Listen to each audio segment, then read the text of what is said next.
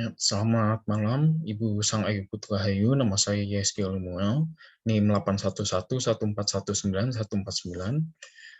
Akan membahas mengenai jurnal yang saya buat, yaitu International Law in Eradicating Human Trafficking. Yang telah disubmit ke Jurnal Hukum Media Bakti, Fakultas Hukum Universitas Pancabakti Pontianak. Tindakan perdagangan manusia menjadi salah satu dari 5 kejahatan terbesar di dunia, di mana terdapat sekitar 800.000 orang yang diperdagangkan setiap tahun yang tersebar di berbagai negara di dunia. Dari total 40,3 juta orang yang menjadi korban perdagangan manusia yang dijual, dibeli, dikirim, dan dipaksa bekerja oleh pihak-pihak tertentu. 10 juta diantaranya adalah anak-anak. Tercatat ada 4.906 kasus perdagangan manusia di Indonesia pada tahun 2016 sampai 2019. Dengan korban tertinggi adalah anak-anak dan balita. Perdagangan manusia juga meninggalkan dampak yang buruk bagi para korbannya, terutama dalam aspek psikologis maupun sosiologis korban. Oleh karena perdagangan manusia merupakan salah satu jenis kejahatan internasional maupun transnasional, maka hukum internasional turut memberikan beberapa pengaturan terkait aktivitas perdagangan manusia.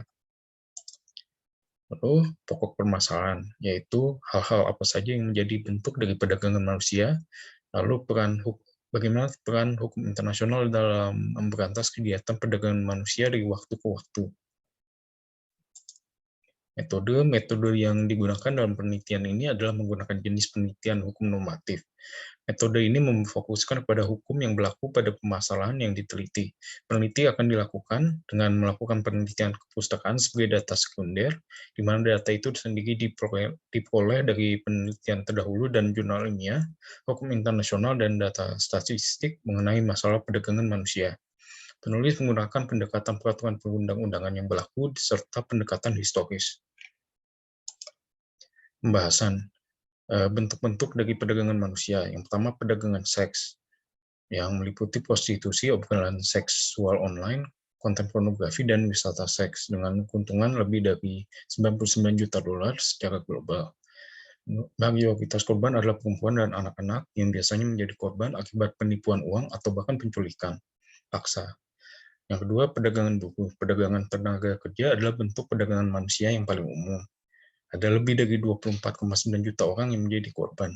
Para korban dijanjikan pekerjaan dengan bayaran yang lebih baik atau peluang bagus oleh para pelakunya. Tetapi alih-alih mendapatkan pekerjaan, mereka malah dikirim ke kondisi kerja yang mengerikan. Perdagangan organ manusia menjadi bentuk perdagangan manusia yang paling kompleks dengan keuntungan 840 juta hingga 1,7 miliar dolar per tahun. Dan diperkirakan lebih dari 10% dari semua organ yang ditransplantasikan untuk diperdagangkan seperti ginjal, paru-paru, hati, dan jantung. Lalu force criminality, jenis kejahatan yang paling banyak dipaksakan pada korban seperti pencurian ATM, penipuan, pengemis paksa, dan pencopetan. Di Amerika Latin, dewasa dan anak-anak banyak dipaksa menjual narkoba oleh kartel. Pernikahan paksa, itu para korban mendapat berbagai macam kekerasan yang dilakukan oleh suaminya. Namun yang lebih memprihatinkan adalah banyak dari korban masih di bawah umur atau anak-anak. Lalu pengantin pesanan adalah pembelian atau pelayanan korban melalui media surat elektronik. Caranya adalah pembeli memesan produk yang diinginkan melalui beberapa cara, seperti melalui telepon, website, bahkan media sosial. Salah satu jenis pengantin pesanan ini juga dapat berupa kawin paksa, di mana perkawinan tersebut diatur oleh orang tua. Hal ini dapat kita temui di kota-kota seperti Kota Singkawang, di mana banyak terjadi kasus dari pengantin pesanan ini. Lalu yang ketujuh, perdagangan anak. Perdagangan anak tidak jauh dari jenis-jenis perdagangan manusia secara umumnya. Namun, korban perdagangan anak seringkali ditempatkan di medan perang sebagai tentara anak yang banyak dilakukan oleh kelompok-kelompok ekstremis. Lalu, adopsi anak ilegal berskala internasional, korbannya merupakan anak-anak yang lahir di rumah sakit yang tidak terdaftar secara hukum, sehingga pelaku mudah mencuri korban hanya untuk kepentingan ekonomi ke pelaku. Pelaku seringkali menyuap aparat penegak hukum agar dapat mendapatkan persetujuan atas dokumen palsu pengadopsian anak. Lalu perbudakan rumah tangga, sebagian besar korban diambil dari negara-negara dengan tingkat pendidikan masyarakatnya masih rendah. Oleh karena itu, dengan keterbatasan pengetahuan yang dimiliki oleh para korban, mereka mudah dibujuk oleh pelaku dan akhirnya menjadi objek perbudakan rumah tangga. peran hukum internasional dalam pemberantasan kegiatan perdagangan manusia di waktu ke waktu. Yang pertama adalah 1904 International Agreement for the Suppression of the White Slave Traffic, yang menjadi dasar hukum internasional pertama atas perdagangan manusia. Inti dari perjanjian ini adalah adanya fungsi administrasi dalam memantau perdagangan budak kulit putih dan kriminalisasi perbudakan kulit putih sebagai sebuah kejahatan domestik atau dalam negeri. Yang kedua, 1910 International Convention for the Suppression of White Slave Traffic adalah konvensi pertama yang menganggap perdagangan manusia sebagai kegiatan transnasional. Konvensi ini membagi perdagangan manusia menjadi dua jenis, yaitu perdagangan orang yang melibatkan anak di bawah umur dan perdagangan orang yang melibatkan wanita dewasa. Yang dimaksud wanita dewasa adalah usia 21 tahun ke atas. Yang ketiga adalah 1921 Convention for the Suppression of Traffic in Women and Children. Konvensi ini tidak mempertimbangkan korban dari ras atau warna kulit, dan tidak lagi dilihat dari jenis kelaminnya, baik perempuan maupun laki-laki. Konvensi ini sebagai instrumen hukum yang bertujuan untuk memperkuat perlindungan bagi wanita dan anak-anak, baik perempuan maupun laki-laki yang masih di bawah umur. Yang keempat, 1933 The International Convention for the Suppression of Traffic in Women of Full Age. Konvensi ini berfokus kepada perdagangan wanita dewasa, terutama dalam hal perdagangan seks. Konvensi ini memperluas ketentuan hukum perdagangan orang seperti ketentuan mengenai percobaan kejahatan, batas-batas hukuman, serta tindakan persiapan sebelum melakukan kejahatan. Selain itu, istilah negara dalam konvensi ini juga diperluas mencakup daerah-daerah jajahan dan protektorat pihak-pihak yang bersangkutan.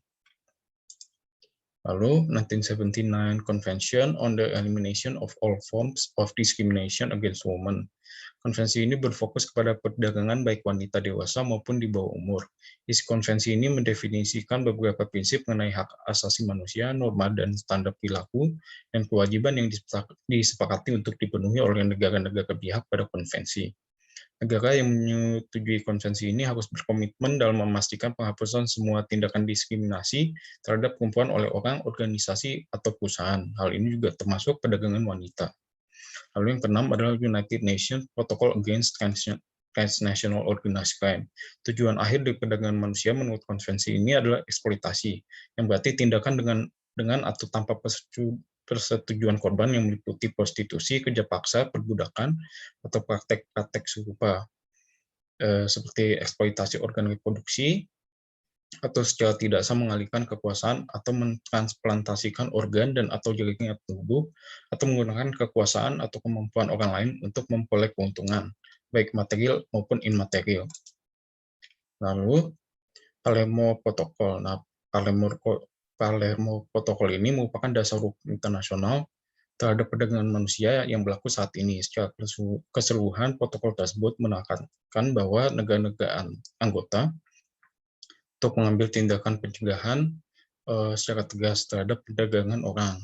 Lalu pengadopsian pendekatan internasional yang komprehensif. Lalu hasil dari protokol ini adalah pembentukan United Nations Global Plan of Action to Combat Trafficking in Persons, di mana 95% dari negara penandatangan protokol ini sudah meratifikasi protokol ini ke dalam hukum nasionalnya. Lalu yang terakhir, International Convention on the Rights of Child. Pada intinya, setiap negara wajib mengedepankan perlindungan anak dari segala bentuk eksploitasi atau pekerjaan yang dapat mengakibatkan kerusakan atau dapat mengganggu proses pendidikan anak, atau yang mengancam kesehatan fisik, mental, spiritual anak, dan perkembangan anak. Kesimpulannya adalah tingkat perdagangan manusia meningkat setiap tahunnya. Secara luas, perdagangan manusia itu sendiri terdiri dari 9 jenis. Peran hukum internasional dalam memberantas perdagangan manusia terbagi menjadi beberapa fokus pembahasan, yaitu tentang perbudakan kulit putih, perdagangan wanita dan anak-anak, dan perdagangan manusia secara keseluruhan. Jika dilihat dari perkembangannya, substansi pengaturan dari hukum internasional selalu berkembang setiap waktunya sesuai dengan fokus pengaturannya masing-masing. Sehingga perdagangan manusia telah menjadi salah satu kegiatan kriminal yang paling serius yang harus segera diberantas aktivitasnya dengan adanya hukum internasional yang tegas dan sesuai dengan perkembangan zaman. Itu saja dari saya, terima kasih.